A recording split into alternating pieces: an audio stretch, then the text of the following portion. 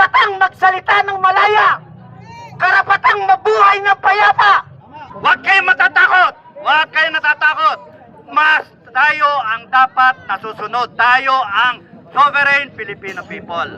Nasa konstitusyon yan. Baka nakakita, kapwa mo Pilipino, dalhin mo sa ibang bansa, may kaso. Hindi pa nga nakakasuhan rito eh. Si Senator Bato, pag kinasuhan rito, at dito ay natulan, bayad siyang makulong dito sa bansa natin. Magandang gabi sa atin lahat. Ito yung araw na hindi na natin kailangan pampag-aralan ng batas. Ito yung araw na kailangan nating maunawaan na gumagana pa ang batas sa Pilipinas. Kahit mga elementary, tinanong mo yung tatay mo gustong ba dating husgahan sa ibang bansa, sasabihin dito na lang. Hindi natin maunawaan yan. Ang batas sa Pilipinas gumagana pa. Nakulong si PGMA, nakulong si Joseph Estrada. Ang daming nakasuhan ng mga presidente. Gumagana yung batas, bakit kailangan ibigay natin sa ibang bansa? So, bago tayo magsimula, nandito ang ating kaibigan, si Captain Dado. Magandang gabi sa inyong lahat. Maraming salamat sa mga kaibigan natin na simula nung day 1 nandito na, pangatlong araw na ngayon, diba? So maraming salamat sa inyo. Pasensya na kayo, mayroon pumiyahe, kaya kanina lang ako nakarating. Pero at least nakarating, umabot tayo. Ang panawagan ko sa inyo, hati-hati tayo, 2 grupo, 3 grupo. Isang grupo ngayon, isang grupo bukas. Palitan, walang alisan na mababakante itong Senado. Kung nandito kayo para ano ba gusto niyo na mangyari? Tulungan ng Senado, tulungan ng Senador Bato, tulungan yung lahat ng Senador, o tulungan natin yung sarili nating kinabukasan. Magkurakan yung ating kinabukasan, yung ating tangal, yung ating kalayaan. Yun yung gusto natin. We want to make sure that our sovereignty is respected. And we want to make sure that the Constitution is followed. Yun yung gusto natin. Ngayon, hindi tayo lumalabag sa batas. Ang gobyerno ang lumalabag sa batas. Kaya ang panawagan ko sa inyong lahat, ngayong gabi, magpakita kayo ng pag-alala, ng paninindigan, mga kababayan. Nandito sa Maynila, nandito sa mga karatig na lumabas kayo. Hanggang bukas, magparami tayo. Lumabas tayo. Pakita natin. Kinokordonan tayo. Okay lang. Huwag kayong matatakot. Huwag kayong natatakot. Mas tayo ang dapat nasusunod. Tayo ang sovereign Filipino people. Nasa konstitusyon yan. Kaya huwag kayong natatakot. Tayo ang nasa tama. Now, pagka walang nangyari dito sa Luzon, yung Mindanao, kakalas. Gusto nyo ba kumalas sa Mindanao? Ayaw! Ayaw! Ayaw natin. Kaya kinakailangan paglaban natin yung nandito sa Luzon. Paglaban natin buong Pilipinas. Ipaglaban natin na ang lahat ng pinaglaban ng ating mga ninuno hanggang sa ngayon, kaya nating panindigan. Hindi lang para sa ating mga institusyon, hindi lang para sa ating sa gobyerno, hindi lang para sa lahat ng Pilipino, sa gobyerno man o nasa pribado man, kinakailangan ipaglaban natin yung karapatan natin lahat. Kaya yun ang mahalaga. Kaya panawagan ko, kung kayo yung mga Pilipino na naniniwala sa karapatan ng Pilipino, naniniwala sa bansa nato, ngayon lumabas kayo. Tapusin na natin to. Ngayon ang hudyat! Captain Dado, nananawagan tayo sa bayang Pilipino. Hindi natin kailangan tayo ay gumawa ng hindi naaayon sa batas.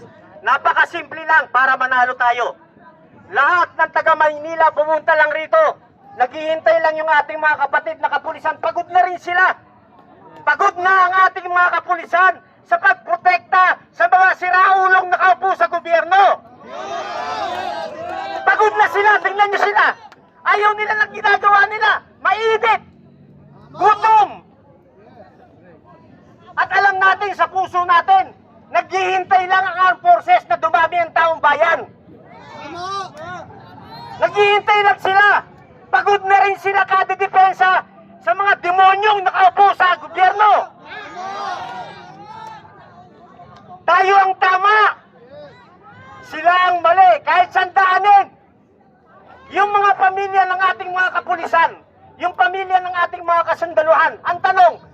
Apektado ba sila sa nangyayari? Apektado sila! Walang katapusan nito.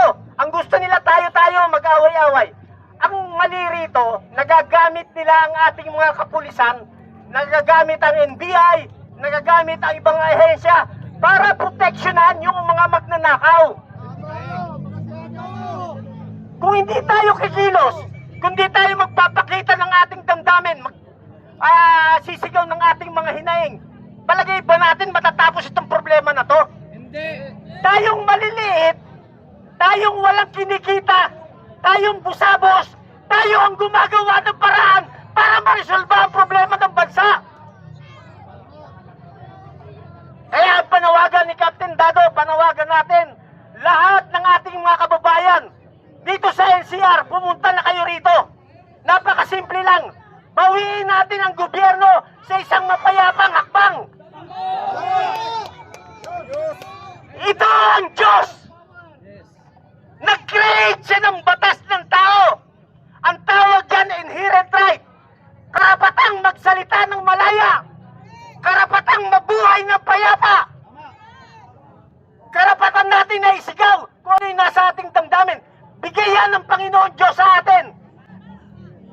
Gumawa siya kayo ng tao. Ang tao gumawa ng batas. Kaya na-create ang ating legislative, judiciary, executive. Sino gumawa niyan? Taong bayan!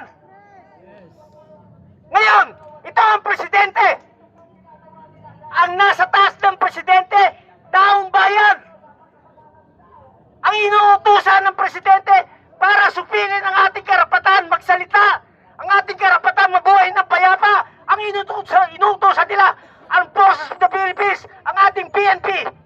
Malaking pagkakamali. Dapat ang nag-uutos sinusunod ng AFP at PNP, taong bayan, hindi ang Pangulo.